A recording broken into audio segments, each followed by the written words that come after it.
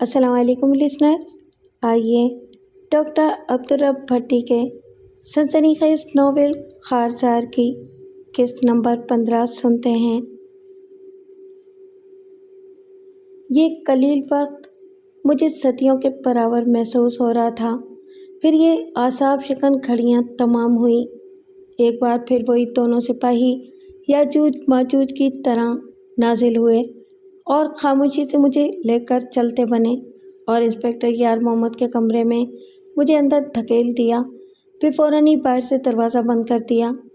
میرا دل بری طرح دھڑ دھڑا رہا تھا اور میں پسینے میں شرابور ہونے لگی تھی۔ کمرے میں مجھے وہ خبیث انسپکٹر نظر آ رہا تھا۔ اس کی کرسی خالی پڑی تھی۔ اچانک میری نظر کمرے کے داہنی طرف والے دیوار کے ایک دروازے پر پڑی۔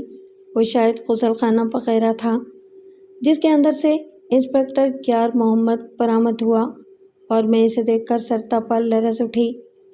اس کے جسم پر صرف ایک نیکر تھی جو اس کے گھٹنوں تک جھول رہی تھی، باقی پورا بدن برہنہ تھا جو ایک بد ہیئت اور سیاہ پہاڑ کی طرح نظر آ رہا تھا۔ وہ خونخوار نظروں سے میری جانب گھورتا ہوا ذرا قریب آیا۔ مجھے اس کا وجود کراہیت آمیز اور ناقابل برداشت معلوم ہو رہا تھا۔ اے چھوکری، تو نے انسپکٹر یار محمد کی رعایت سے کوئی فائدہ نہیں اٹھایا۔ اب تیرے سامنے صرف یارو جلاد کھڑا ہے، صرف یارو جلاد۔ یہ کہتے ہوئے اس نے میز پر رکھا ہوا بیت اٹھا کر بڑے جارحانہ انداز میں پکڑ لیا۔ ساتھ ہی اس نے وہ کاغذ بھی میز پر سے اٹھا لیا جس میں میری طرف سے جھوٹا اعترافی بیان تحریر کیا گیا تھا۔ دیکھ چھوکری، اب بھی یارو جلاد تجھ کو ایک موقع دے رہا ہے، اس پر اپنا انگوٹھا لگا دے، ورنہ پھر یارو جلاد بالکل رحم نہیں کھائے گا۔ ہرگز نہیں، میں نے سراسیما ہونے کے باوجود تڑ سے جواب دیا۔ یہ بیان سراسر جھوٹا ہے، میں اس پر اپنا انگوٹھا نہیں لگاؤں گی۔ میرے مستحکم لہجے پر وہ مجھے قہرآلود نظروں سے تکتا رہا۔ پھر اس نے وہ کاغذ دوبارہ میز پر اچھال دیا۔ دوسرے ہی لمحے اس مردود نے بجلی کی سی تیزی کے ساتھ مجھے بالوں سے پکڑ کر میرے سر کو اتنی زور سے جھٹکا دیا کہ میرے منہ سے تکلیف کے باعث چیخ نکل گئی اور میں سیدھی میز پر جا پڑی۔ مگر ظالم نے میرے بالوں کو چھوڑا پھر بھی نہ تھا۔ بل دے کر میرے بال مٹھی میں جکڑ رکھے تھے۔ میری آنکھوں میں مارے اذیت کے آنسو نکل آئے۔ میرا جسم رکوع کے انداز میں میز پر جھک گیا تھا اور سر میز کے ساتھ چپک گیا تھا۔ وہ خود بڑے بیہودہ طریقے سے میرے عقب میں کھڑا تھا۔ تکلیف کے باوجود میرے جھنجھنائے ہوئے دماغ میں اس کی اس بیہودگی پر غصے کی چنگاری پھوٹی اور میں نے جرأت کا مظاہرہ کرتے ہوئے اپنی ایک لات عقب میں چلا دی جو عین نشانے پر لگی۔ وہ خبیث اوق کی سی آواز خارج کرتے ہوئے سانڈ کی طرح ٹکرا کر بے اختیار چند قدم پیچھے کی طرف لڑکتا چلا گیا۔ میرے بال اس کی گرفت سے آزاد ہو چکے تھے اور میں پھرتی کے ساتھ سیدھی ہو کر پلٹی، مگر اسی اثنا میں وہ بھی سنبھل چکا تھا۔ اس نے مجھے سنبھلنے کا ذرا بھی موقع دیے بغیر اپنے ایک ہاتھ میں پکڑی ہوئی بیت کی ضرب میرے سر پر رسید کی اور میری آنکھوں کے سامنے ستارے سے ناچ گئے۔ یہی نہیں، اس خبیث نے مجھے لاتوں اور مکوں پر رکھ لیا۔ میرے جسم پر اس کی ضربات ہتھوڑوں کی طرح برسنے لگی تھیں اور میرے حلق سے کرب انگیز چیخیں خارج ہونے لگیں۔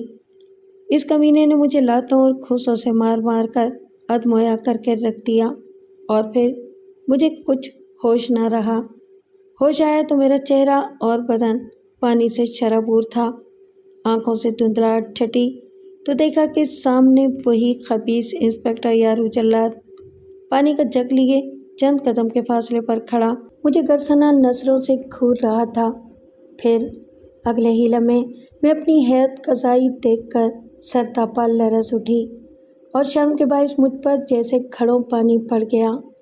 میں بے لباس حالت میں کمرے کے کونے میں پڑی تھی۔ میں اپنی برہنگی کو مقدور بھر ڈھانپنے کی صحیح کرتے ہوئے سکڑ سمٹ کر گٹھری سی بن گئی۔ وہ خبیث شیطان میری حالت سے ہز اٹھا رہا تھا۔ کیوں ری، اب پتہ لگ رہا ہے تیرے کو اپنی اوقات کا؟ ہیں بول، وہ خبیثانہ مسکراہٹ کے ساتھ بولا، مگر اس کے لہجے میں حد درجہ سپاکی اور کمینہ پن کوٹ کوٹ کر بھرا ہوا تھا۔ دیکھ دیکھ انسپکٹر، میرے کپ کپاتے ہونٹوں سے نکلا۔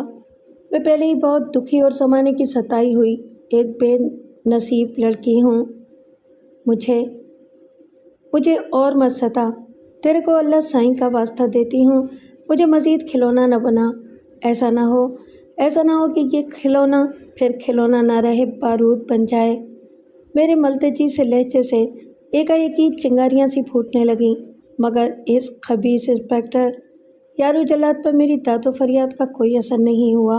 اسے اپنی طاقت کا کچھ زیادہ ہی زوم تھا، لہٰذا وہ میری التجا کو زہرناک ہنسی میں اڑا گیا اور میرے قریب آ کر اکڑو بیٹھ کر سرسراتے لہجے میں بولا، چھوکری، اب بھی وقت ہے، میری بات مان لے، ورنہ ہم سب تیری باری باری وہ درگت بنائیں گے کہ تو کہیں کے نہیں رہے گی۔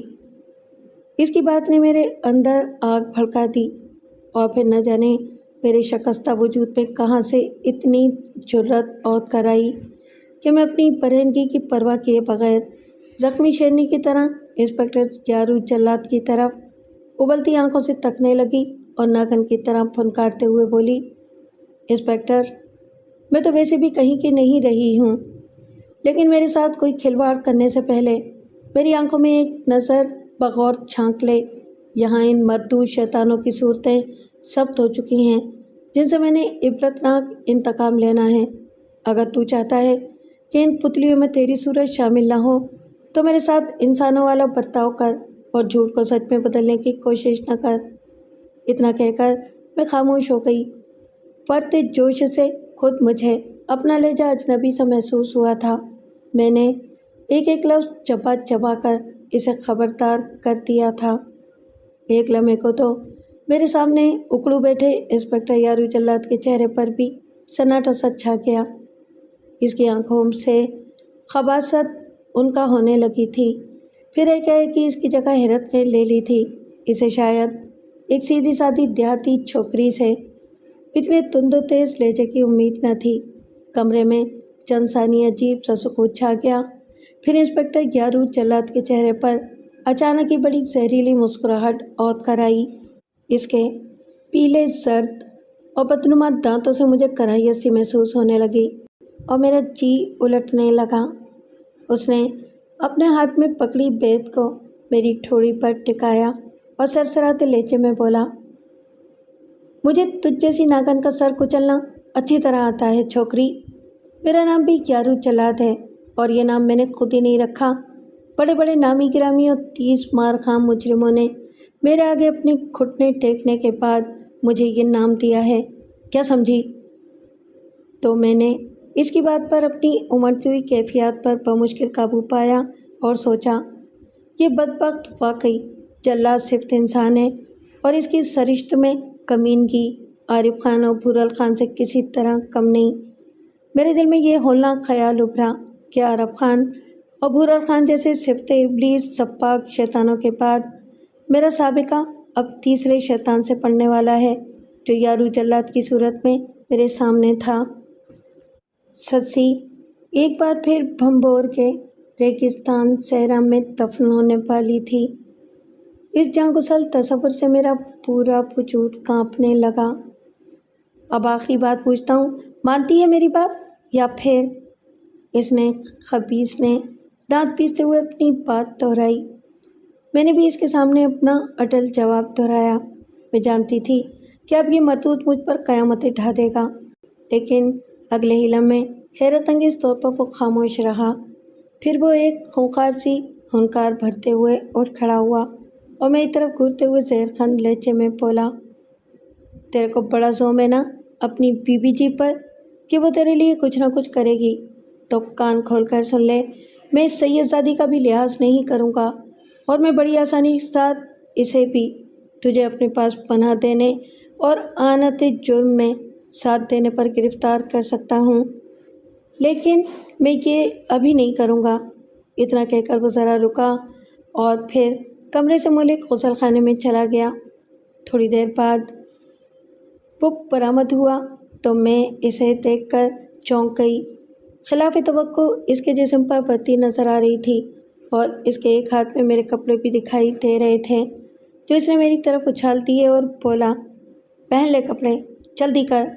یہ کہتے ہوئے اس نے دوسری طرف اپنا رخ پھیر لیا۔ میں اس کی اس خلاف توقع عنایت پر حیرت زدہ ہونے کے بجائے جلدی جلدی کپڑے پہننے لگی۔ تو نے درست کہا تھا کہ تو اب واقعی کہیں کی بھی نہیں رہی۔ ذرا دیر بعد اس نے میری جانب اپنا رخ پھیرتے ہوئے تبصرہ کیا اور مزید بولا، جو ایک بار برہنہ ہو چکا ہو پھر اسے دوسری بار بلکہ بار بار ہونے اور خود کو کھلونا بنانے کی پرواہ نہیں ہوتی۔ اسی لیے میں نے اب فیصلہ کیا ہے کہ تجھے دوبارہ انہی ہاتھوں کے سپرد کر دیا جائے تاکہ یہ قصہ ہی ختم ہو جائے۔ اس نے اپنی بات ختم کی تو میں اس کی زمینی گفتگو پر جی جان سے لرز اٹھی۔ میں اس کی بات کا مطلب سمجھتے ہوئے قدرے خوف زدہ سے لہجے میں بولی، تم مجھے عارف خان کے حوالے کرنا چاہتے ہو؟ ہاں، اب یہی کرنا پڑے گا مجھے، اس نے جواباً سنسناتے ہوئے لہجے میں کہا۔ میں نے اپنی دیگر گوں کیفیت پر قابو پاتے ہوئے لہجے میں حتی الامکان بے خوفی طاری کر کے کہا، تم نے میرے بارے میں غلط اندازہ لگایا ہے انسپکٹر۔ میں اس دنیا میں تنہا نہیں ہوں۔ تم سب کی نظروں کے سامنے مجھے ہتھکڑیاں پہنا کر تھانے لائے ہو۔ میری یہاں سے اچانک گمشدگی پر پورے کوٹ میں کوہرام مچ جائے گا۔ میری بات پر وہ استہزائیہ مسکراہٹ کے ساتھ بے پروایانہ لہجے میں بولا، کسی خاص قیدی کو ادھر سے ادھر کرنا میرے بائیں ہاتھ کا کھیل ہے چھوکری۔ آخر تو یہ تھانہ ہے، ایک بالکل چھوٹا سا تھانہ، یہاں سے کوئی قیدی فرار بھی تو ہو سکتا ہے، اس نے کہا، اور میں اس کی بات پر پریشان سی ہو گئی۔ اتنی حقیقت کا تو مجھے پہلے ہی اندازہ ہو چکا تھا کہ یہ سارا کچھ بٹیرے عارف خان کے ایما پر ہی ہوا تھا۔ انسپکٹر یارو جلات نے اب تک جو کچھ میرے ساتھ کیا تھا یا آئندہ کرنا چاہتا تھا، اس میں بھی یقیناً وٹیرے عارف خان کی خفیہ ہدایات شامل تھیں۔ عارف خان بڑی شاطرانہ چال چلتے ہوئے اس کے کندھے پر رائفل رکھ کر چلا رہا تھا۔ پھر مان ہی انسپکٹر یارو جلات نے میز کے ایک کونے میں نصب گھنٹی کا بٹن دبا دیا۔ 2 سپاہی فوراً نازل ہوئے اور سلوٹ مارنے کے بعد حکم طلب نظروں سے انسپکٹر کی طرف دیکھنے لگے۔ پھر وہ دونوں انسپکٹر یارو جلات کا مخصوص اشارہ پاتے ہی میری طرف بڑھے اور آنن فانن مجھے بازوؤں سے جکڑ لیا۔ اس کے بعد انسپکٹر یارو جلات نے میز کی طرح سے ایک رومال اور پلاسٹک کی چھوٹی سی بوتل نکالی۔ پھر بوتل کا ڈھکن کھولنے کے بعد اس نے رومال پر کھلی بوتل کو انڈیل کر اسے بھگویا۔ اس کے بعد ڈھکن بند کر کے وہ رومال لیے میری طرف بڑھنے لگا۔ میں دہشت زدہ نظروں سے اس شیطان کو اپنی جانب بڑھتا دیکھ رہی تھی۔ میرا دل خزاں رسیدہ پتے کے مانند لرز رہا تھا۔ دہشت ناک لمحات کے تصور سے ہی مجھ پر عجیب سی نکاہت طاری ہونے لگی تھی۔ دونوں پولیس والوں نے مجھے مضبوطی سے پکڑ رکھا تھا۔ پھر اگلے ہی لمحے انسپکٹر یارو جلات نے بڑی پھرتی کے ساتھ وہ رومال میری ناک سے لگا دیا۔ میں نے سانس روکنے کی حتی الامکان کوشش کی مگر بے سود۔ رومال کچھ ایسے سریع الاثر محلول میں بھیگا ہوا تھا کہ یکایک اس کی تیز بو دماغ تک جا پہنچی اور پھر مجھے سب سے پہلے اپنا دماغ معاف ہوتا ہوا محسوس ہوا۔ اس کے بعد مجھے کچھ ہوش نہ رہا۔ آنکھ کھلی تو میرے چاروں طرف تاریکی کی چادر سی تنی ہوئی تھی۔ پہلے تو میں یہی سمجھی کہ شاید طویل بے ہوشی کے باعث میرا دماغ ہنوز تاریکی کی زد میں ہے۔ یہی سوچ کر میں نے سر کو 2-4 بار جھٹکا دیا مگر ذہن پوری طرح بیدار ہونے کے باوجود تاریکی نہیں چھٹی تو میں نے جان لیا کہ میں کسی تاریک جگہ پر ہوں۔ سر کو جھٹکنے سے اتنا فائدہ ضرور ہوا تھا کہ خود پر بیتے ہوئے اب تک کے تمام واقعات ذہن میں تازہ ہوتے چلے گئے۔ پہلا خیال میرے ذہن میں یہی آیا کہ شاید اس رذیل انسپکٹر یارو جلات نے مجھے بے ہوش کر کے وٹیرے عارف خان کے پاس پہنچا دیا ہے۔ اس جاں گسل تصور سے ہی میری روح کانپ اٹھی۔ आरब खान के कब्जे में चले जाने का मतलब यकीनी मौत था, क्योंकि अब तक के हालात से यही अंदाज़ा होता था कि वडेरा आरब खान मुझे बिला ताख़ीर मौत की नींद सुलाने के लिए बेचैन है, और अब उसकी बेकरारी को इंस्पेक्टर ग्यारू जल्लाद ने दूर कर दिया था। इस ख्याल के आते ही मेरा पूरा वजूद जैसे आंधी की जद में आ गया। अगर मेरे अंदेशे दुरुस्त थे तो मैं किसी भी लम्हे बेबसी की मौत से हमकिनार होने वाली थी। ताहम मैंने हालात का जायज़ा लेने की ठानी। ये शुक्र था कि मेरे हाथ पाँव आज़ाद थे। अलबत्ता मैंने खुद को एक चारपाई पर पाया था। मैं आहिस्तगी से उठी तो पुरसुकूत माहौल में चारपाई के चिरचिराने की आवाज़ गूंज उठी। फिर इससे पहले कि मैं खड़ी होती, अचानक कमरे में रोशनी फैल गई। कमरे का अकलौता दरवाज़ा खुला था। मैंने धड़कते दिल के साथ दरवाजे की तरफ देखा तो वहाँ पर एक लहीम शहीम इंसानी साया खड़ा दिखाई दिया। अगले ही लम्हे हल्की सी चट की आवाज़ से कमरा मुकम्मल तौर पर रोशन हो गया। मेरे सामने वडेरा आरब खान खड़ा मुझे खूनी नज़रों से घूर रहा था। इसको देखकर मेरे सीने की जकड़न में मज़ीद इजाफा होने लगा और कनपटियाँ सुलगने लगीं। मेरी निगाहें सामने खड़े वडेरे आरब खान पर टिकी हुई थीं और इसकी मुझ पर। इसने मलमल का कढ़ाईदार बारीक कुर्ता और नीचे 4 खानों वाली लाक बांध रखी थी। ये वही औताक थी जहाँ कुछ अरसे पहले आरब खान और भूरल खान ने मुझ पर इंसानियत सोच मजालिम ढाए थे। चारपाई के करीबी एक कदरे ऊंचे पुश्ते वाला मूड़ा भी धरा था। आरब खान मुझे अपनी जहरालूद नज़रों से घूरता हुआ धीरे धीरे कदम उठाता मूड़े पर बैठ गया। मैंने इस तरह तौर पर चारपाई से खड़े होने की कोशिश की तो उसने हाथ के इशारे से मुझे चारपाई पर बैठे रहने को कहा। मैं खामोशी से चारपाई पर बैठी रह गई। छोकरी, मैंने बहुत कोशिश की तुझे रियायत देने की, मगर तूने इससे बिल्कुल फ़ायदा नहीं उठाया। औताक के पुरसुकूत माहौल में वडेरे आरब खान की करजदार आवाज़ गूंजी। इस वक्त औताक में हम दोनों के सिवा और कोई न था। मुझे उसका लहजा गंभीर और बरमाता हुआ महसूस हुआ। इस बार वो कदरे इस्तेज़ाइया मुस्कुराहट के साथ बोला, शायद तुझे अपने खैर खाओं पर कुछ ज़्यादा ही भरोसा था, मगर एक बात कान खोलकर सुन ले कि तेरी पुष्ट बनाई करने के लिए चाहे कितने ही ताकतवर लोग इकट्ठे हो जाएं, न तुझे मेरे पंजे से बचा सकते हैं और न ही तेरी कोई मदद कर सकते हैं। तुझे शायद अभी मेरी ताकत का अंदाज़ा नहीं है। मैं जब चाहूँ तुझे पाताल की गहराइयों से भी निकाल कर अपने जाल में फंसा सकता हूँ। जिस तरह तू अब मेरे सामने बेबस चिड़िया की तरह नजर आ रही है। वो अपनी ताकत के घमंड में बोले जा रहा था।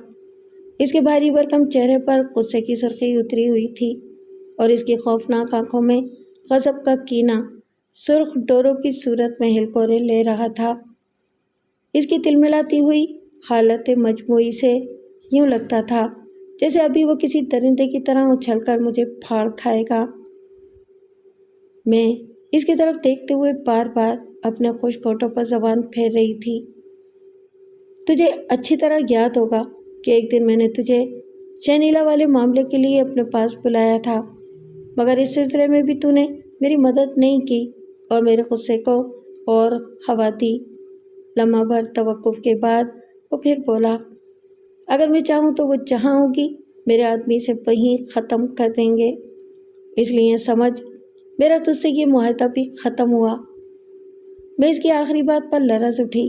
मुझे याद था अच्छी तरह कि वडेरे आरब खान के आदमी एक रात अचानक मुझे उठाकर इस औताक में लाए थे।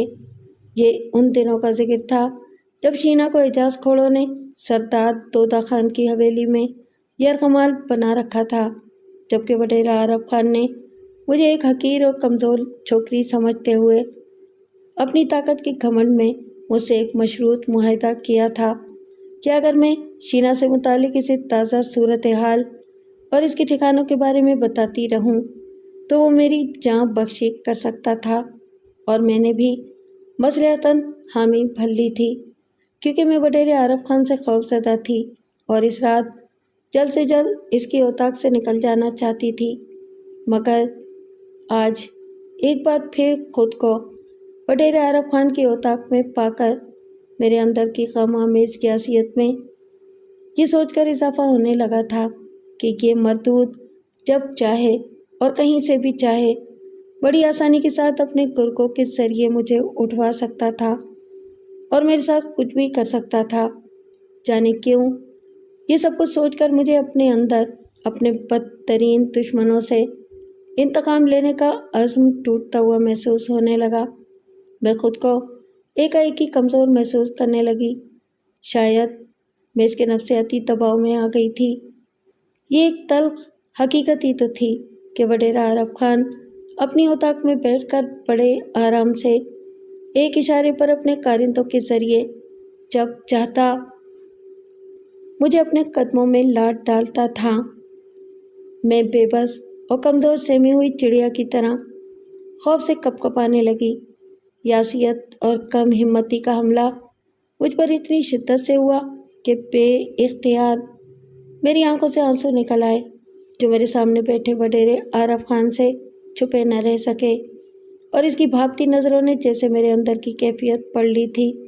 یہی وجہ تھی کہ اس کی گھنی مونچھوں تلے ہونٹوں پر استہزائیہ مسکراہٹ رقصاں ہو گئی اور وہ دبنگ لہجے میں بولا، اب تو میری بات صحیح طرح سمجھے گی۔ دیکھ کنجا، بات یہ ہے کہ مجھے تجھ پر رحم آتا ہے، ورنہ میں تجھے پھر یہی کہوں گا کہ تجھے اپنے راستے سے ہٹانا میرے لیے کوئی بڑی بات نہیں۔ تو نے میری طاقت کا تو اچھی طرح اندازہ لگا لیا ہوگا۔ قانون کا ایک رکھوالا بھی میرے ایک اشارے پر تجھے یہاں چھوڑ گیا، اور اگر میں چاہتا تو تجھے وہیں مروا بھی سکتا تھا۔ میں اب بھی تجھے آخری موقع دینا چاہتا ہوں چھوکری، کہ لوگوں کے بہکاوے میں آ کر میرے راستے میں آنے کی کوشش نہ کر، ورنہ میں تجھے ایسی عبرتناک سزا دوں گا کہ تو ہاتھ جوڑ کر مجھ سے موت کی فریاد کرے گی، اور میں تجھ پر ذرا بھی رحم نہیں کھاؤں گا۔ سب سے پہلے تیرے ہمدردوں کو تیری آنکھوں کے سامنے سسکا کر ماروں گا، اور چاہے تیرے گھر والے بھی میری زد میں کیوں نہ آتے ہوں۔ تجھے اپنے بھائی سائیں داس سے تو نفرت ہے، اس کا مجھے بخوبی اندازہ ہے، مگر اس کی بیوی یعنی اپنی بھابھی بھاگل اور اس کے بچے سے تو بہت پیار کرتی ہے نا، تو کسی طرح نہ چاہے گی کہ دونوں ماں بیٹے تیری وجہ سے اپنی جانوں سے ہاتھ دھو بیٹھیں۔ بولتے بولتے عارف خان کا لہجہ سپاک ہوتا چلا گیا اور میری روح کانپ اٹھی۔ بے اختیار میں چلا اٹھی، نہیں، تجھے اللہ سائیں کا واسطہ انہیں کچھ نہ کہنا، میں تیرے آگے ہاتھ جوڑتی ہوں بہتار سائیں۔ یہ کہتے ہوئے میں نے اس کے سامنے اپنے ہاتھ جوڑ دیے اور بلک بلک کر رو پڑی۔ میں ایک دم ہی کمزور پڑنے لگی تھی۔ ماٹ کر چھوکری، ماٹ کر، میری داد و فریاد پر وڈیرا اپنا ایک ہاتھ اٹھا کر بولا، اسی لیے تو کہتا ہوں بابا، اپنی اوقات پہچان اور میرے راستے میں آنے کی کوشش مت کر۔ اڑے بابا، تو سمجھتی کیوں نہیں؟ تو میرے ایک کھیت مزدور کی بیٹی ہے، ہم تو دشمنی بھی اپنے جیسوں سے کرتے ہیں، پھر تیری کیا حیثیت ہے ہمارے سامنے؟ بول، کیا کہتی ہے؟ پھر آئے گی دوبارہ میرے آگے؟ نہیں بہتار سائیں، مجھے معاف کر دے، میں گڑ گڑائی۔ میں کہیں دور چلی جاؤں گی۔ نہ بابا نہ، ایسا نہ کر، بھلے سے تو ادھر ہی رہ، بلکہ اگر تو اپنے مرس محمد پریل سے راضی نامہ کرنا چاہتی ہے تو یہ بھی میں کرا سکتا ہوں۔ کسی کی کیا مجال جو میرے حکم کو ٹالنے کی جرت بھی کر سکے؟ تو ہنسی خوشی اپنی زندگی گزار سکتی ہے، وڈیرے نے کہا۔ میں خاموش ہو کر اپنی اجرک کی چادر کے کونے سے آنسو پوچھنے لگی۔ پھر ذرا دیر بعد وڈیرہ عارف خان نے گلا کھنکار کر دوبارہ مجھے مخاطب کیا، گونجا، تو پہلے بھی مجھ سے اس طرح کا وعدہ کر کے زندہ سلامت یہاں سے چلی گئی تھی، مگر تو نے پھر بھی میری بات نہیں مانی تھی۔ اب پہلے تجھے اس بات کا ثبوت دینا ہوگا مجھے کہ اس بار یہاں سے جانے کے بعد تو پھر میرے آگے آنے کی کوشش نہیں کرے گی۔ وہ خاموش ہو کر میری طرف گمبھیر نظروں سے تکنے لگا۔ میرے اندر غمناک اندھیارے بڑھنے لگے تھے جن میں مایوسیوں اور دکھوں کے سوا کچھ نہ تھا۔ امید کی ایک ننھی سی کرن بھی نہیں پھوٹ رہی تھی۔ आरब खान रवायती दुश्मनी का मुजाहरा करते हुए ओछे खतकंडों पर उतर आया था। इसने अपनी दुश्मनी को मेरी ज़ात तक महदूद नहीं रखा था, बल्कि वो भाभी भागुल और नन्हे मंठार को भी ज़ेरे अताब लाना चाहता था, जो मैं कतई नहीं चाहती थी। बात अगर मेरी ज़ात तक महदूद रहती तो मैं आज इतनी मजबूर बेकस बनी इस कमीने के आगे अपने हाथ न जोड़ रही होती। वडेरा अब मुझसे दुश्मनी ख़त्म करने का सबूत मांग रहा था, पर मुझे कुछ तामुल सा हो रहा था, ये सोचकर कि भला मैं इस सिलसिले में इसे कैसा सबूत दे सकती थी। मेरी तरफ से खामोशी तूल पकड़ने लगी तो मेरी समातों में दोबारा वडेरे आरब खान की गंभीर आवाज़ उभरी। हाँ बाबा, फिर क्या कहती है? मैं ज़रा चौंकी, फिर नमनाक निगाहों से इसके सर्द मेहर चेहरे की तरफ देखकर मखमूम से लहजे में बोली, साईं वड्डा, मैं भला इसका क्या सबूत दे सकती हूँ? मैंने कहा ना, मैं तेरे रास्ते से हट जाऊँगी और तुझसे दुश्मनी का ख्याल भी अपने दिल में नहीं लाऊंगी। वरना वरना क्या मैं नहीं जानती कि तू फिर मुझे? अल्फाज मेरे हलक में ही अटक गए और मैं चुप हो रही। हाँ बाबा, ये तो है, क्योंकि अगर तूने फिर वादा खिलाफ़ी की तो सबसे पहले मेरे इंतकाम का निशाना तेरी भाभी और उसका बच्चा ही बनेंगे। वडेरे ने मक्काराना सफ़ाकी से कहा, मगर इसके लिए ज़रूरी है कि तूने अब तक मेरे खिलाफ़ पूरे कोर्ट में जो वावेला किया है, इसका इज़ाला तो तुझे पहले करना ही पड़ेगा। बल्कि मैंने तो सुना है कि तू अनकरीब मेरे खिलाफ़ राजवाड़ी में फ़ैसला करवाना चाहती है। वो मेरी गलती थी, अब मैं ऐसा नहीं करूँगी। मैंने रुहासी होकर गर्दन झुका ली। नहीं, तू राजवाड़ी में फ़ैसला ज़रूर करवाएगी, अचानक वडेरे ने पुरस्कार लहजे में कहा, और मैं पहली बार चौंक कर उसका मुंह तकने लगी। हाँ, तू राजवाड़ी ज़रूर कराएगी, मगर मेरे खिलाफ़ नहीं, बल्कि बीबी जी के खिलाफ़। वडेरे आरब खान के ये अल्फाज बम बनकर मेरी समातों में फटे थे। इसकी बात पर मैं शुश्तर रह गई थी कि इसने एक नया पासा फेंका था। ये आप क्या कह रहे हो साईं भोतार? मैंने घुटी घुटी सी आवाज़ में बमुश्किल कहा। हाँ, मैंने वही कहा है जो तूने सुना, और अब तुझे यही करना है। वडेरे के लहजे में एकाएक ही रवायती दुरुस्ती औद कर आई, क्योंकि तूने पहले वाले राजवाड़ी फैसले में जिस तरह चीख चीख कर पूरे कोर्ट और पिंडाल को मेरे खिलाफ अपनी मजलूमियत की दास्तान सुनाई थी, इसके इजाले का यही एक बेहतर तरीका है कि अब तू चौहदे के पिंडाल में इस बात का एतराफ़ करे कि तूने ये सब बीबी जी के बरगलाने पर किया, और इसने ही तुझे मुझ पर ये झूठे इल्ज़ामात लगाने पर उकसाया था। और तुझे सब लोगों को ये भी बताना पड़ेगा कि बीबी जी मजलूम और हालात की सताई हुई जवान छोकरियों और औरतों को अपने पास इसलिए पनाह देती है ताकि वो इसकी बांदी बनकर इसके इशारों पर नाचती रहें। इसके साथ साथ तुझे बीबी जी के ख़िलाफ़ लोगों को एक और भी हकीकत बताना होगी कि बीबी जी शहर के आला अफसरों से ताल्लुकात बढ़ाने की खातिर इन बेसहारा और लावारिस छोकरियों और औरतों को इनके पास इनकी रातें रंगीन बनाने के लिए भेजती रहती है। और जब एक दिन बीबी जी ने तुझे भी शहर इसी सिलसिले में भेजना चाहा तो तूने इनकार कर दिया। इस पर बीबी जी तुझसे खफा हो गई। इससे पहले कि वो तेरे खिलाफ कोई अमली कदम उठाती, तूने राजवाड़ी में इसकी शराफत का पोल खोल कर रख दिया। समझ लिया ना तूने? वडेरे आरब खान के अल्फाज अंगारे बनकर मेरी समातों को झुलसा रहे थे। इसकी बेहुदा गोई का एक एक लफ्ज़ बर्छी की तरह मेरे वजूद को छलनी कर रहा था, और जैसे जैसे ये सिफ्ते इब्लीस शख्स बीबी जी जैसी नेक खातून की किरदार कुशी के लिए मुझे उकसाने की कभी कोशिशें कर रहा था, इतनी ही हैरत अंगेज़ तौर पर मेरे अंदर एक अजीब सी तब्दीली रूनुमा होने लगी। सबसे पहले मेरे दिलो दिमाग में खौफ और सरासीमगी की कैफियत ख़त्म होने लगी, और इसकी जगह मेरा पूरा वजूद आतिश फिशाम बनकर गुस्से का लावा उगलने लगा। अगले ही लम्हे मैं जोश गैस से मगलूब होकर चारपाई से उठ खड़ी हुई और ज़ख्मी शेरनी की तरह आरब खान पर झपटी।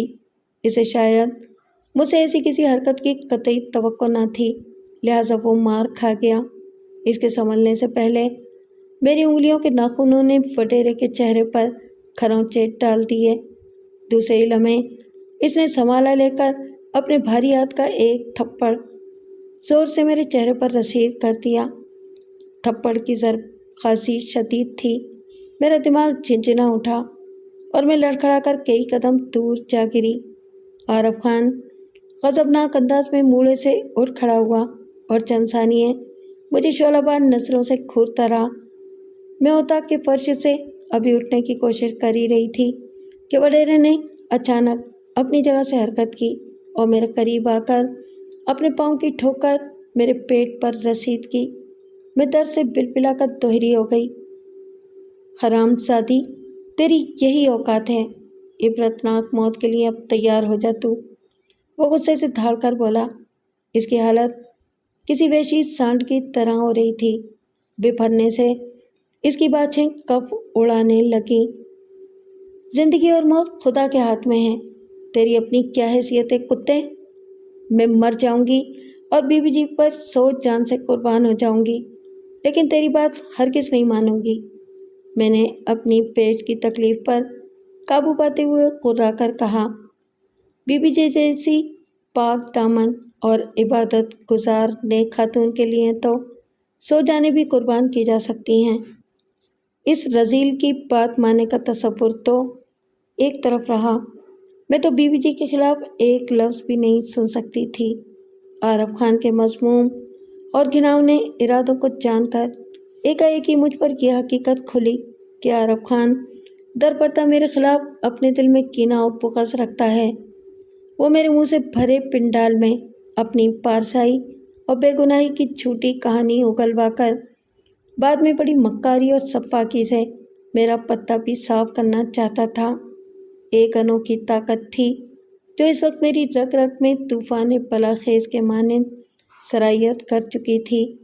میں نے اپنے بکھرے ہوئے وجود کو سمیٹ کر فرش سے اٹھنے کی کوشش کی تو وڈیرے نے یکدم اپنا ایک بھاری بھرکم پاؤں میرے پیٹ پر رکھ کر مجھے کھڑے ہونے سے معذور کر دیا۔ یہی نہیں، میری مزاحمت کو روکنے کے لیے اس مردود نے اپنے پاؤں کا دباؤ بھی برقرار رکھا تھا۔ میں تکلیف کے مارے کرا کر رہ گئی۔ پھر اس نے زور سے اپنے آدمی کو آواز دی، اڑے ہوشو، بابل، کدھر مر گئے ہو سارے؟ اس کے پکارنے کی دیر تھی کہ اچانک اتاق کا دروازہ کھلا اور 2 خوفناک چہروں والے کارندے اندر داخل ہوئے۔ ان دونوں پر نظر پڑتے ہی میرے سینے میں انتقام کی آگ بھڑک اٹھی۔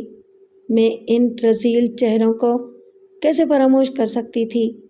یہی تو وہ 2 چہرے تھے جنہوں نے اپنے 2 ساتھیوں کے ساتھ مل کر اس قیامت خیز شب میں کاج ندی کے کنارے میری اجتماعی آبرو ریزی کی تھی۔ اگرچہ بعد میں ان کے 2 ساتھی خیرو اور جانو میری اور شینا کی گولیوں کا نشانہ بن کر جہنم واصل ہو چکے تھے۔ حاضر سائیں بٹا، اندر داخل ہوتے ہی انہوں نے بیک وقت موت انداز میں کہا، اڑے انسپکٹر کو اندر بھیجو۔ حاضر سائیں۔ بابل ہاتھ باندھے وڈیرے کا حکم سن کر واپس لوٹ گیا۔ ہوشو قریب آیا تو وڈیرے نے کھرکھراتے لہجے میں اس سے کہا، ہوشو، تو اس چھوکری کو سنبھال کر چرپائی پر ڈال دے۔ زیادہ بہادری دکھانے کی کوشش کرے تو گلا دبا کر کاج ندی میں پھینک آنا۔ حاضر سائیں بٹا، برابر۔ وڈیرے کی بات سن کر ہوشو نے سینے پر ہاتھ رکھ کر موتبانہ مستعدی سے کہا، پھر میری طرف بڑھا۔ وڈیرا اب میرے پیٹ سے اپنا پاؤں ہٹا چکا تھا اور قریب پڑے موڑے کی طرف بڑھ گیا تھا۔ اس کے بشرے پر خشونت کے آثار پھیلے ہوئے تھے اور وہ غصے سے لال پیلا ہو رہا تھا۔ پاؤں کا دباؤ ہٹتے ہی میں نے بمشکل کھڑے ہونے کی کوشش کی تو ہوشو نے فوراً مجھے جکڑ لیا اور گھسیٹ کر چرپائی پر دھکیل دیا۔ پھر شفاق نظروں سے میری طرف گھور کر بولا، چپ کر کے پڑی رہے ادھر، بڑے سائیں کو زیادہ پریشان کیا تو تیرے کو اٹھا کر گاج ندی لے جائیں گے، یاد ہے نا وہ رات؟ اس نے آخر میں خبیثانہ لہجے میں ہونٹوں پر مکروہ مسکراہٹ لاتے ہوئے کہا और मैं मतोहिश नज़रों से उसकी तरफ देखने लगी। वडेरे ने बाबुल नामी कारिंदे को इंस्पेक्टर यारू जल्लाद को बुलाने भेजा था। इस पर मैं चौंके बिना नहीं रही थी। इसका मतलब था कि वो खबीस भी यहीं मौजूद था। अचानक औताक का दरवाज़ा खुला और मुझे इंस्पेक्टर यारू जल्लाद की बदहैयत सूरत नजर आई। बाबुल भी उसके साथ था। उसने अपने दोनों हाथों में सरकंडों का एक वैसा ही मूड़ा उठा रखा था जिस पर आरिफ खान पराए चमान था। यारू जल्लाद मुझे कीनातोज नज़रों से घूरता हुआ अंदर दाखिल हुआ। होशू ने जल्दी से आगे बढ़कर इसके बैठने के लिए वो मूड़ा वडेरे के बराबर में रख दिया। इंस्पेक्टर यारू जल्लाद इस पर पराए चमान हो गया था। अब वो दोनों शफ़ाक नज़रों से मुझे घूर रहे थे। होशू और बाबुल नामी दोनों कारिंदे भी इनके मूलों के अकब में टांगें फैलाए अपने सीनों पर हाथ बांधे खड़े थे। इन दोनों की तेज़ घूरती हुई नज़रें भी मुझी पर मरकूज थीं। मैं बेशर्ता हिरनी के मानिंद चरपाई पर बैठी सरसीमा निगाहों से इनकी जानिब तके जा रही थी। तकदीर मेरे साथ अब कौन सा भयानक खेल खेलना चाहती थी, इसका मुझे इल्म तो न था, लेकिन खौफनाक तसव्वुरात का नाक ज़रूर मुझे अंदर ही अंदर डस रहा था। अरे बाबा इंस्पेक्टर, ये छोकरी तो काम से गई। लगता है कि अब तेरा वाला तरीका ही सही रहेगा। अचानक वडेरे आरिफ खान ने खुरदुरे लहजे में अपने करीब बैठे इंस्पेक्टर यारू जल्लाद को मुखातिब करके कहा। अलबत्ता इसकी बरमाती हुई नज़रें मेरे चेहरे पर ही मरकूज थीं। वडेरे की बात पर इंस्पेक्टर यारू जल्लाद के बदहैयत होंठों पर मायनाखेज मुस्कुराहट दौड़ गई और मेरी तरफ बदस्तूर घूरते हुए इससे बोला, मैंने तो पहले ही कहा था कि इस छोकरी को अब सलाखों के पीछे ही रहने दो। मैं इसे इस तरह कानूनी शिकंजे में जकड़ लूँगा कि ये सारी उम्र खुद को छुड़ा नहीं सकती। इंस्पेक्टर, यह मामूली छोकरी नहीं रही है, जवाबन वडेरे ने गंभीर लहजे में कहा। इस कमबख्त को भी बड़े बाअसल लोगों की पुष्टपनाही हासिल हो गई है, जिनमें सरदार खमीसो खान और बीबी जी के अलावा लाड़काना के DPO इंस्पेक्टर लाल मोहम्मद लाड़क का नाम सरे फहरिस्त है। वडेरे ने जैसे इंस्पेक्टर यारू जल्लाद की मालूमात में इजाफा किया। वो बदस्तूर मायनाखेज मुस्कुराहट के साथ बेपरवाहाना लहजे में बोला, आप कोई फिक्र ही ना करो साईं, मैं इस छोकरी के खिलाफ ऐसा चालान बनाऊंगा कि इसके सारे बहीखा अपने हाथ मलते रह जाएंगे। मैं सबसे पहले अदालत में इसका चालान पेश करके रिमांड लूँगा और लाड़काना का ही थाना A सेक्शन लेडीज़ विंग की इंस्पेक्टर इनायता लाशारी के हवाले ये केस कर दूँगा। वो भी अपनी ही औरत है। वडेरे ने इसकी बात पर एक हुंकारी ली, फिर दांत पीस कर बोला, अगर मैं MPA की सीट के लिए नहीं खड़ा होता तो इस छोकरी को अपने तौर पर ही कब का ख़त्म करा चुका होता। तू तो जानता ही है कि इलेक्शन का ज़माना हमारे लिए कितना हसास होता है। एक ज़रा सा प्रोपेगेंडा भी हमारी साख को तबाह कर देने के लिए काफ़ी होता है। मैंने कहा ना साईं, आप क्यों अपने सर मुसीबत मोल लेते हो, हम जो हैं। इंस्पेक्टर यारू जल्लाद ने गोया अपनी हड्डी का हक अदा करते हुए वडेरे से कहा और फिर मेरी जानिब घूरते हुए सपाक लहजे में कहा, ये काम कानून खुद ही कर डालेगा, बल्कि ज़रूरत पड़ी तो सलाखों के पीछे इसका किस्सा पाक कर दिया जाएगा। मैं इसकी बात पर लरज़ उठी। कानून का ये फर्दी पोश रखवाला एक सफ़ाक दरिंदा था जो इस वक्त वडेरे का ज़र खरीद कुत्ता बना कानून की धज्जियाँ पखेर रहा था। कानून की आड़ में मुझे ख़त्म करने की एक ऐसी ही सपाकाना धमकी ये मुझे थाने में भी दे चुका था। अचानक वडेरे ने दोबारा इंस्पेक्टर यारू जल्लाद से कहा, इसकी एक और साथी मुजरिम शनीला भी है। मुझे यकीन है कि वो भी लाड़काना में ही होगी। तुमने इसे भी गिरफ्तार करवा के अंदर करना होगा। इन दोनों छोकरियों को उस वक्त तक सलाखों के पीछे ही रहना होगा जब तक हम सूबाई असम्बली के मेंबर नहीं बन जाते। एक बार हम इलेक्शन जीत लें, फिर इन दोनों को हम खुद भी बड़ी आसानी के साथ ठिकाने लगा देंगे। ऐसा ही होगा साईं, इंस्पेक्टर यारू जल्लाद ने इस बात में अपना सर हिलाते हुए कहा اور رخصت ہونے کی غرض سے بولا، میرا خیال ہے سائیں، اب مجھے اجازت دو۔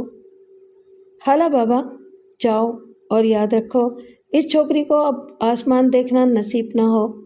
جیل کی تنگ کوٹری کی چھتی اس کا مقدر ہونی چاہیے۔ ہاں سائیں، برابر ایسا ہی ہوگا، انسپکٹر نے معنی خیز لہجے میں کہا اور اٹھ کھڑا ہوا۔ پھر میری چارپائی کی طرف بڑھا اور کہرآلود نظروں سے میری جانب تکتے ہوئے بولا، چلڈی اٹھ، وڈیرے سائیں نے تجھے ڈھیل دے کر رعایت دینے کی کوشش کی تھی مگر تو نے فائدہ نہیں اٹھایا۔ اب جیل کی سلاخوں کے پیچھے عمر قید کی سزا بھگتنا۔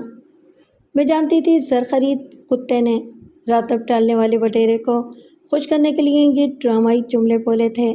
باہر طور اس نے بڑی بے دردی سے مجھے بازوؤں سے پکڑا اور تقریباً گھسیٹتا ہوا اتاق سے باہر لے آیا۔ میری کن پٹیاں سلگ رہی تھیں اور دل سینے میں بری طرح دھڑدھڑا رہا تھا۔ باہر مجھے پولیس موبائل کھڑی نظر آئی۔ وہاں کئی رائفل بردار سپاہی بھی کھڑے تھے۔ اس کا مطلب تھا کہ یہ بدبخت انسپکٹر مجھے یہاں لا کر واپس گیا نہیں تھا۔ مجھے موبائل میں سوار کروا کر دوبارہ تھانے لایا گیا۔ تھانے کے احاطے میں جیسے ہی موبائل داخل ہوئی، نیچے اترتے ہی مجھے تھانے کی عمارت کے قریب ہی ایک جانی پہچانی گاڑی کھڑی نظر آ گئی، اور پھر اچانک جیسے میرے ذہن میں جھماکا ہوا، چھوٹے سائیں یعنی سردار قمیص خان کا بیٹا ڈاکٹر خان محمد، یہ بغیر ہوڈ والی جیپ اسی کی تھی۔ مجھے اچانک یاد آ گیا اور میرا دل بے طرح انداز میں دھڑکنے لگا۔ میں نے محسوس کیا انسپکٹر یارو جلاد بھی اس گاڑی کو دیکھ کر ذرا ٹھٹکا تھا۔ پھر اس کے چہرے پر عجیب سے تاثرات پھیل گئے۔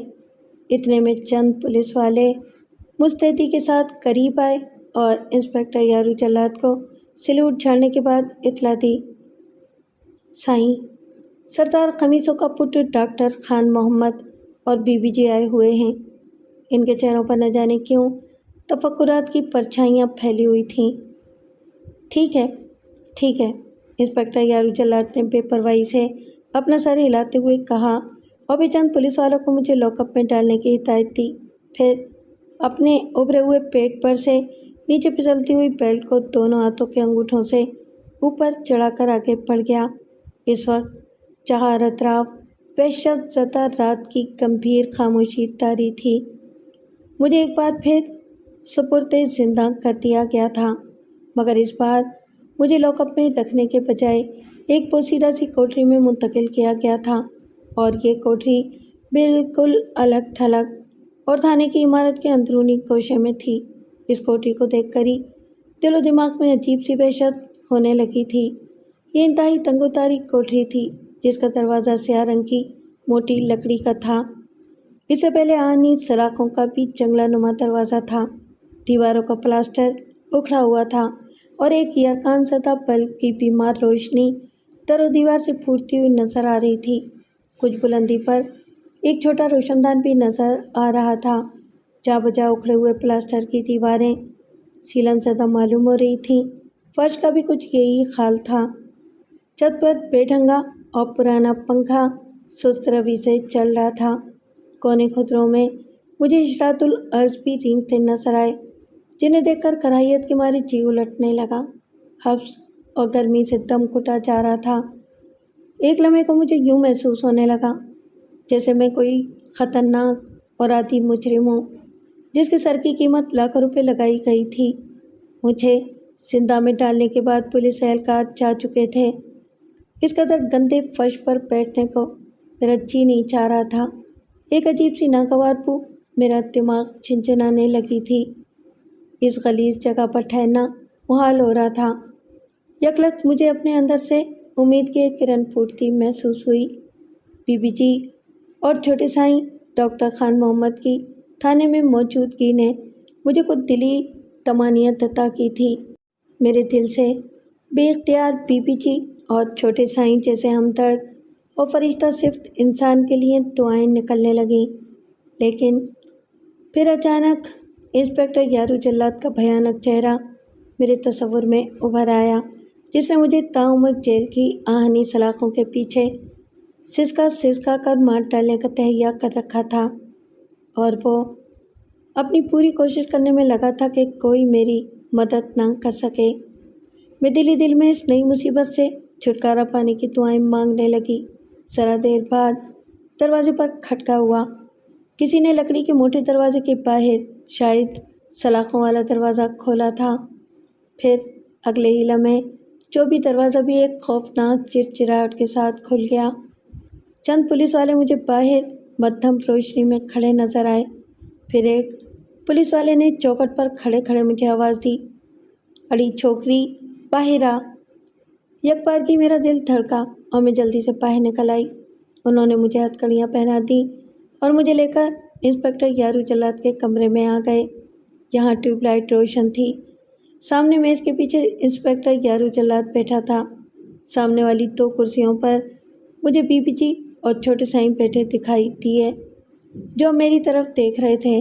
ان کے چہروں پر گہری تشویش اور پریشانی کے آثار خاویدہ تھے۔ مجھے دیکھتے ہی بی بی جی اپنی جگہ سے اٹھ کھڑی ہوئیں اور میری طرف لپکیں۔ انہوں نے میرے ہتھ کڑیوں والے ہاتھوں کو چھو کر متوئی سے لہجے میں کہا، "کونجا، تو کیسی ہے کونجا؟ ٹھیک تو ہے نا تو؟" چھوٹے سائیں خان محمد نے بھی اپنی جگہ چھوڑ دی اور اٹھ کھڑے ہوئے تھے۔ میری آنکھوں میں مارے کرب کے آنسو جھلملا گئے۔ میری حالت دیکھ کر بی بی جی کے چہرے پر کرب کے آثار نمودار ہو گئے۔ پھر وہ واپس مڑیں اور انسپکٹر یارو جلاد سے مخاطب ہو کر بولیں، "تم نے اسے ہتھ کڑیاں کیوں پہنائی ہیں انسپکٹر؟" بی بی جی کی بات پر اس کمینے کے مکروہ ہونٹوں پر استحضائیہ مسکراہٹ ابھری۔ "قاتل مجرموں کو ہم پھولوں کا ہار تو پہنانے سے رہے۔" قریب کھڑے خان محمد کو انسپکٹر کی یہ بات اتنی بری لگی کہ وہ بھاری آواز میں انسپکٹر سے بولا، "انسپکٹر، کونجا کوئی عادی مجرم نہیں ہے۔ ایک نوجوان لڑکی کے ساتھ ایسے سلوک کی قانون اجازت نہیں دیتا۔ اسے فوراً چھوڑ دو، یہ بے قصور ہے۔ میں اس کی ضمانت دیتا ہوں۔" "نہ سائیں نہ، اس کا فیصلہ تو عدالت کرے گی کہ اس نے 2 بے گناہ آدمیوں کا خون کیا ہے یا نہیں۔" انسپکٹر یارو جلاد نے کرسی پر ہی بیٹھے بیٹھے بڑے آرام سے پہلو بدلا اور مزید کہا، "رہی ضمانت والی بات تو ہم آپ کی عزت کرتے ہیں، مگر دوہرے قتل کی ضمانت تھانے میں تو کیا، عدالتوں میں بھی نہیں ہوتی۔ میں مجبور ہوں۔" اس کے جواب پر خان محمد دانت پیس کر رہ گیا۔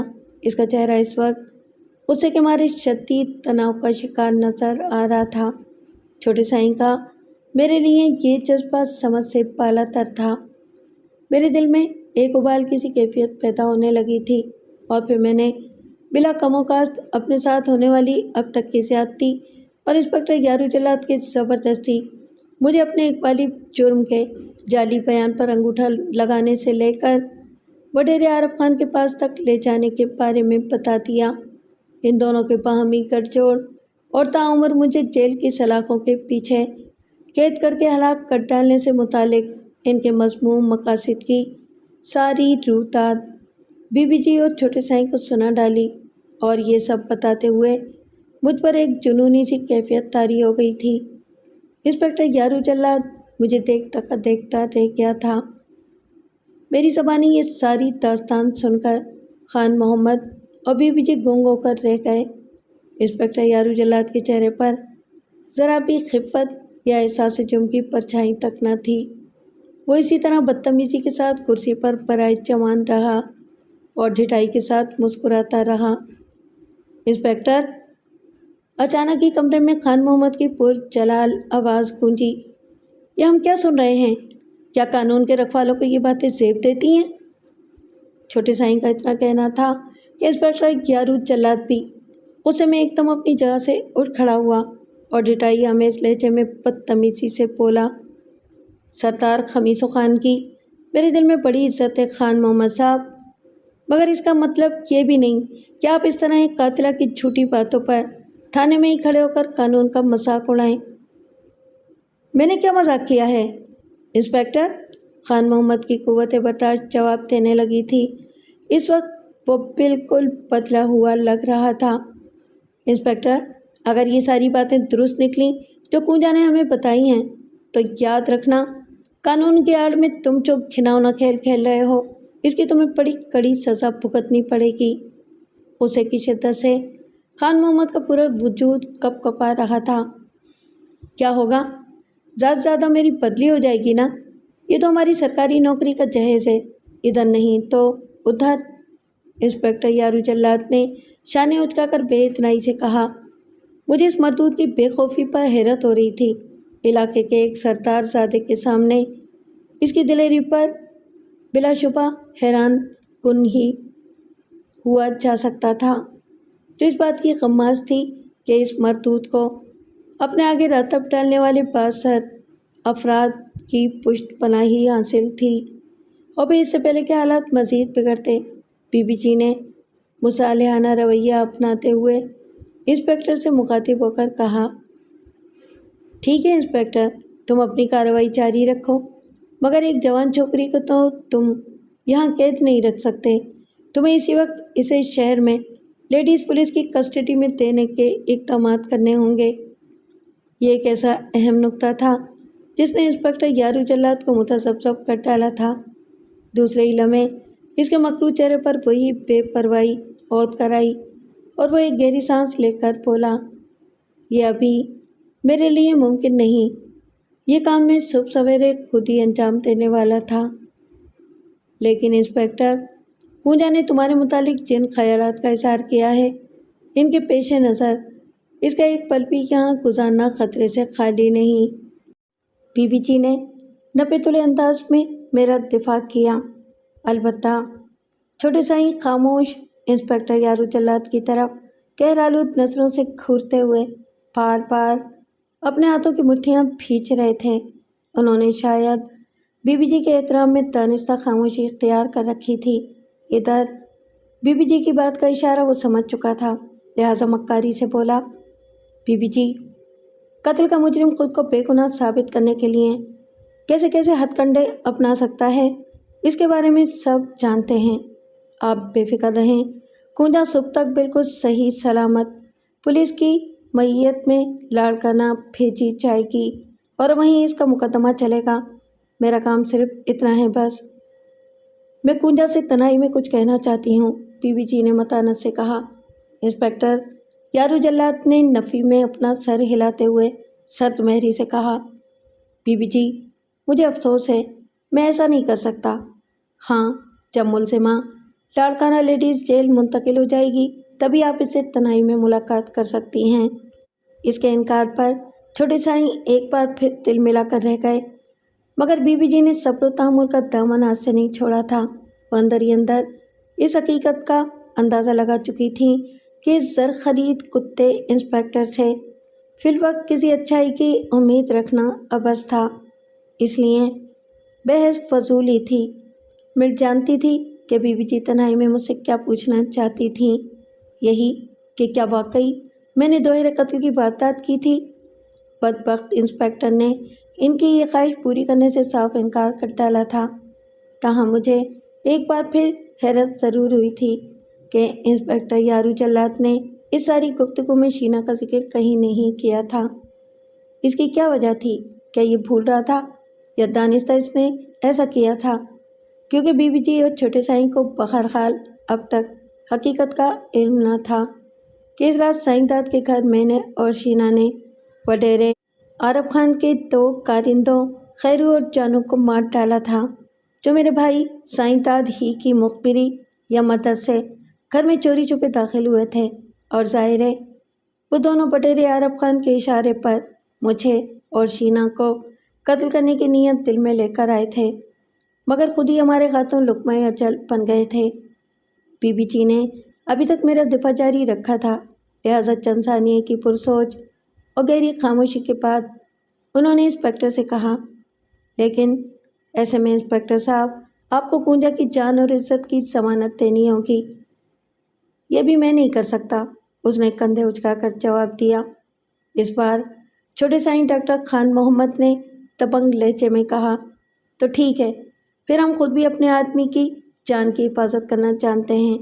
कूंजा की शहर मुंतकली तक हमारे आदमी इसकी हिफाजत करेंगे। माफ़ करना साईं, कानून आपको इसकी भी इजाज़त नहीं देगा, इंस्पेक्टर यारू जल्लाद ने ठिठाई के साथ कहा। खान मोहम्मद गहरालूद नज़रों से इसकी तरफ घूरने लगा। माहौल एक बार फिर कशीदा होने लगा था। इंस्पेक्टर, तुम इस वक्त हमारे इलाके की ज़मीन पर हो और ये कानून का राग जो तुम अलाप रहे हो, इसकी वजह भी हम जानते हैं। एक कहकर छोटे साईं मेरी तरफ बढ़े और मैंने निगाहें झुका लीं।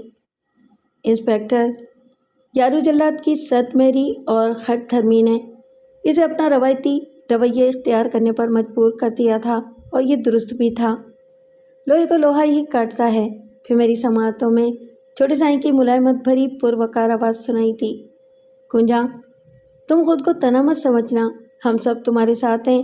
मैं खुद शहर की अदालत में तुम्हारा मुकदमा लड़ूंगा, क्योंकि मैं जानता हूँ तुम्हें किसी घिनौनी साजिश के जाल में फंसाया जा रहा है। मैंने एक निगाह उठाकर छोटे साईं की तरफ देखा और बेहौले से इजराह ममनूनियत कहा, बड़ी मेहरबानी छोटे साईं। फिर वो बीबी जी से मुखातिब होकर इजराह एहतराम बोला, बीबी जी, आप अब बेफिक्र हो जाएं, मेरे आदमी कूचा की अल्लामा हिफाजत करेंगे। इसकी यकीन दहानी पर बीवी जी ने भी तशक्कुर के जज्बात से लबरेज होकर इससे कहा, आपका बहुत शुक्रिया साईं, अल्लाह साईं कुंजा की हिफाजत फरमाए, आमीन। इसके बाद बीबी जी और छोटे साईं आखिरी बार मुझसे मिलकर और तसल्लियाँ देते हुए वहाँ से चले गए। इनके जाने के बाद मैंने इंस्पेक्टर यारू जल्लाद के चेहरे पर उलझन आमेज परेशानी के आसार देखे। फिर इसने कड़कदार लहजे में सिपाहियों को हिदायत देकर मुझे वहाँ से ले जाने का हुक्म दिया। एक बार फिर मैं तंगोतारी कोठरी में कैद कर दी गई थी, लेकिन बीबी जी और छोटे साईं से मुलाकात के बाद मेरे ज़हन पर छाई हुई मायूसी अब छटने लगी थी। ताहम इस घुटन आमेज माहौल में एक पल भी गुजारना मुझे सुहाने रूप महसूस हो रहा था, मगर सुबह उम्मीद की खातिर मुझे ये कठिन रात गुजारनी थी। मैं दीवार से टेक लगाकर बैठ गई थी और यूं ही बैठे बैठे जाने कब मेरी आंख लग गई। अलग सुबह जब मुझे शहर मुंतकिल करने के लिए कोठरी से बाहर निकाला गया और पुलिस की नफरी में बाहर अहाते में खड़ी पुलिस मोबाइल में सवार कराया जाने लगा, तो मैं पूरी तरह ठिठक गई। थाने के बाहर लोगों का हिजूम नजर आ रहा था, जैसे पूरा गोट वहाँ उमंड आया हो। औरतें, बच्चे, बूढ़े और सभी इस जम्मे गफीर में शामिल थे और उछल उछल कर कुछ ऐसी नज़रों से मुझे देख रहे थे जैसे मैं कोई बहुत ही खतरनाक आधी मुजरिम थी।